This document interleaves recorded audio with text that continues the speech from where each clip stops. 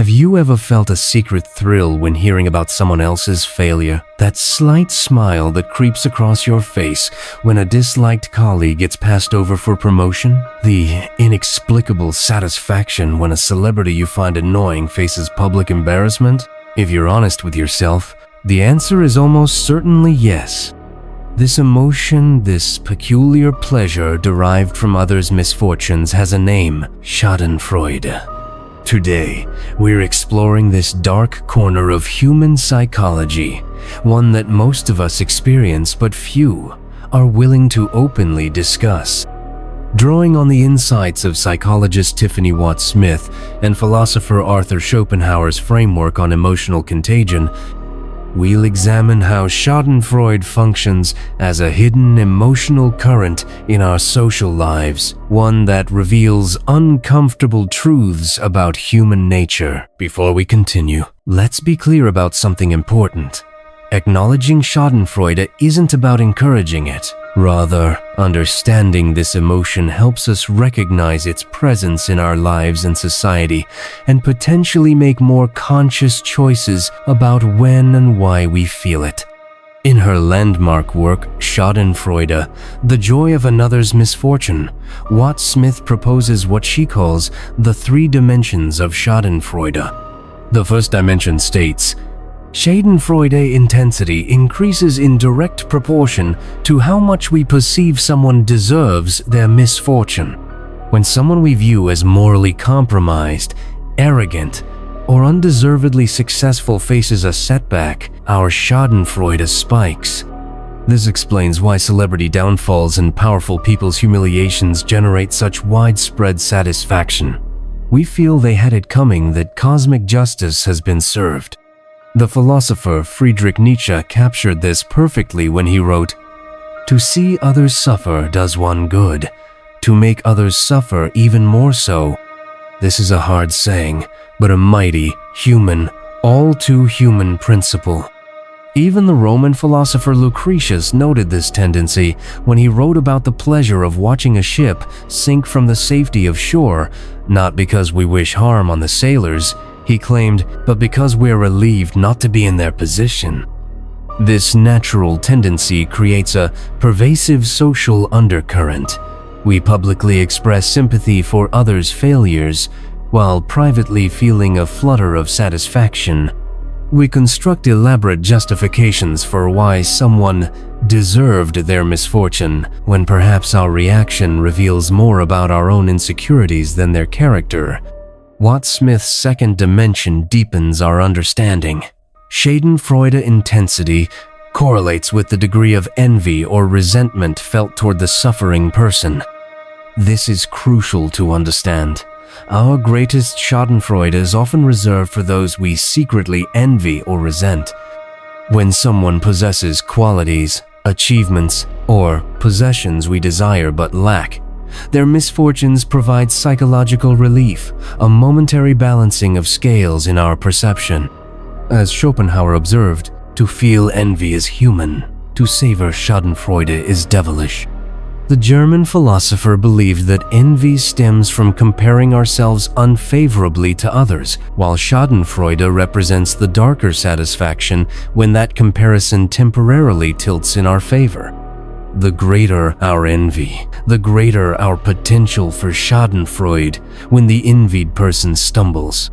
Psychologist Richard Smith's research at the University of Kentucky confirms this connection. In controlled studies, participants reported significantly higher levels of pleasure at the misfortunes of individuals they previously acknowledged envying. The effect was so reliable that researchers could predict Schadenfreude responses based solely on pre-measured envy scores. This envy-Schadenfreude connection explains why we might feel secret satisfaction when a more attractive friend's relationship fails, when a more successful colleague makes a major mistake, or when a wealthier acquaintance faces financial troubles. Their setback momentarily alleviates our sense of inferiority. But what exactly constitutes Schadenfreude in this framework? This brings us to Watt Smith's third dimension, which provides a precise definition. Schadenfreude is the emotional pleasure derived from another's misfortune when that misfortune does not directly benefit oneself. To understand this fully, let's consider 4 basic types of emotional responses to others' misfortunes. First, we have empathy when another's pain genuinely distresses us. We feel their suffering as if it were our own, without satisfaction. Second, strategic satisfaction. When another's misfortune directly benefits us, such as when a competitor's failure means our success. This isn't pure Schadenfreude because it involves personal gain. Third, justice satisfaction when we feel pleasure at seeing wrongdoers punished. While similar to Schadenfreude, this involves moral reasoning rather than pure emotional pleasure. And finally, Schadenfreude, when we derive emotional pleasure from another's misfortune, even when it offers no direct benefit to ourselves, and may even involve someone who has done nothing to deserve their suffering. What makes Schadenfreude so unsettling is precisely this disconnection between the pleasure we feel and any rational justification for it. We're not benefiting. Justice isn't necessarily being served, we simply enjoy witnessing another's pain or embarrassment. This leads us to Watt Smith's 4th insight. People consistently underestimate both the frequency and intensity of their own Schadenfreude. Why is this so? Because admitting to Schadenfreude violates social norms around compassion and empathy. We're taught from childhood that taking pleasure in others' pain is wrong. Consequently, we develop sophisticated psychological mechanisms to disguise our Schadenfreude even from ourselves. Psychologist Wilco van Dijk's research demonstrates this through clever experimental designs. When participants believed they were physiologically monitored with fake sensors attached, they reported significantly higher levels of pleasure at others' misfortunes than control groups who believed their responses were private. The fear of detection made them more honest about their emotional responses. The damage caused by Schadenfreude is determined by 2 key factors. First, the natural predisposition toward the emotion. Some individuals, according to Watt Smith, are inherently more prone to Schadenfreude than others based on personality traits, particularly those scoring higher in narcissism and lower in empathy. Second, and more concerning, is the cultural and social environment that either discourages or encourages Schadenfreude. When social media algorithms, news outlets, and entertainment systematically elevate content showing others' failures and humiliations, they create what Watt Smith calls Schadenfreude farms, environments deliberately cultivated to harvest this emotion for profit. This raises an uncomfortable question. Why does Schadenfreude exist in the first place? What evolutionary or psychological purpose might it serve? In traditional evolutionary psychology, Schadenfreude might be explained as a mechanism for tracking relative social status. When a higher status individual falls, our pleasure signals recognition of improved relative standing without direct confrontation. In modern contexts, however, Schadenfreude often functions as what psychologist Shen-Sheng Wang calls a self-esteem preservation mechanism. When we feel inadequate, others' failures temporarily restore our sense of adequacy by comparison. The worse others look, the better we feel about ourselves. Once established in our emotional repertoire, Schadenfreude becomes extraordinarily difficult to dislodge. It follows no predictable pattern, requires no rational justification, and responds to no logical intervention. Psychologist Jonathan Haidt compared Schadenfreude to an emotional sweet tooth, a natural tendency that once served a purpose, but can become problematic in environments where it's constantly stimulated. Just as our natural preference for sweetness becomes problematic in a world of abundant sugar, our capacity for Schadenfreude becomes problematic in a media environment that constantly serves up others' misfortunes. This institutional entrenchment of Schadenfreude leads to Watt Smith's 5th and most sobering insight. A culture that normalizes Schadenfreude gradually erodes social trust and empathy. More dangerous than individual instances of the emotion is the cultivation of environments where Schadenfreude thrives. Social media platforms, tabloid journalism, reality television, and even mainstream news increasingly rely on content that triggers Schadenfreude to drive engagement. The German sociologist Max Geller warned about this phenomenon nearly a century ago, arguing that widespread Schadenfreude represents a form of social illness, a breakdown in the natural human capacity for empathetic connection. When we routinely take pleasure in others' pain, we gradually lose our ability to form genuine bonds based on mutual care and concern.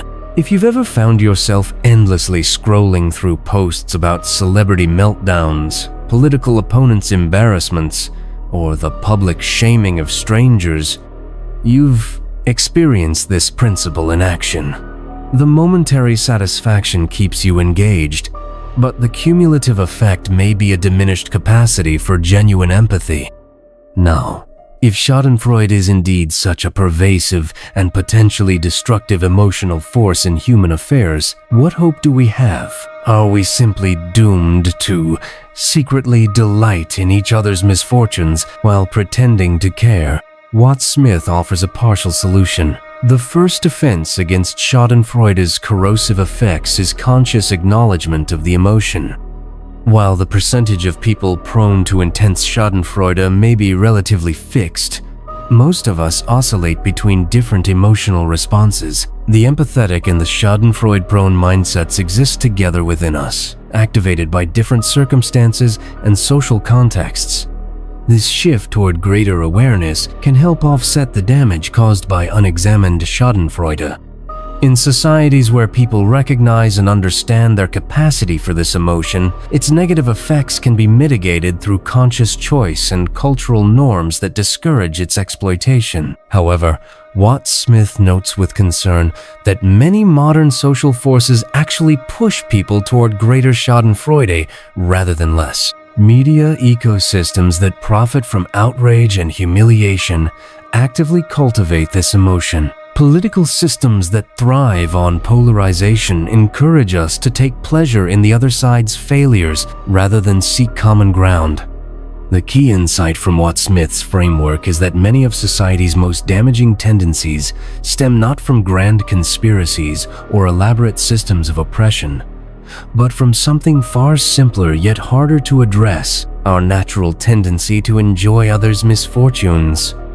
This perspective offers both despair and hope. Despair, because Schadenfreude appears to be an ineradicable feature of human psychology. Hope, because by recognizing Schadenfreude's true role in our social problems, we can design more effective interventions. Rather than constructing elaborate theories about sophisticated hidden forces, perhaps we should more often consider the possibility that human systems fail simply because we haven't accounted for this basic emotional tendency.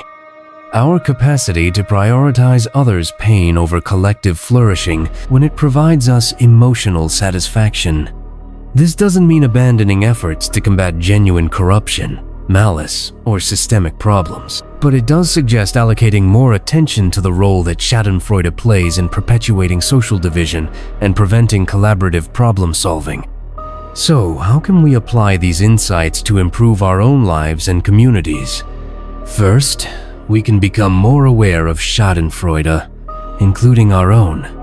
While we all like to think of ourselves as compassionate, honest self-reflection often reveals moments when we've taken pleasure in others' setbacks. Second, we can design social systems that are more resistant to Schadenfreude's effects. This means creating platforms and institutions that don't profit from exploiting this emotion and that actively discourage its expression as a form of bonding or entertainment. Third, we can work to increase the social cost of obvious Schadenfreude by refusing to participate in pile-ons, public humiliations, and the celebration of others' downfalls, even when the targets seem deserving. Finally, we might exercise more compassion toward those who express Schadenfreude. If this tendency is indeed as universal as Watt Smith suggests, then it represents a kind of universal human tragedy, a cognitive limit that constrains our collective potential. By understanding Schadenfreude as a fundamental force shaping human affairs, we gain a clearer picture of why our societies function as they do. Not because of grand conspiracies or elaborate power structures, but because of the cumulative impact of this difficult-to-acknowledge emotion operating at every level of society.